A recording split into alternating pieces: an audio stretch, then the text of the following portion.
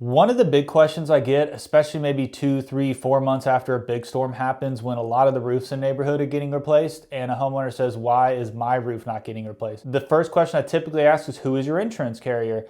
The insurance carrier makes a huge difference in whether or not that claim is going to get approved.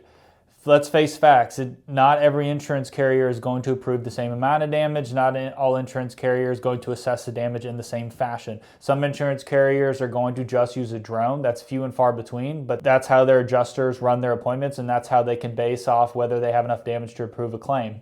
Most of these other guys are going to send out a third party, which is pretty easy grounds for a denial. So they all use a lot of different standards. Some of them are behind a desk when they're assessing whether or not a claim is denied. While some of the carriers are smaller, they're going to be more inclined to keep the clientele they have. So they're going to have a higher approval rate. Some of your big carriers are typically going to be the harder ones to deal with. Why? Because it's a numbers game to them, and a lot of the times if they have millions of policies out there, they can afford to deny a couple claims if they don't think the damage is substantial enough.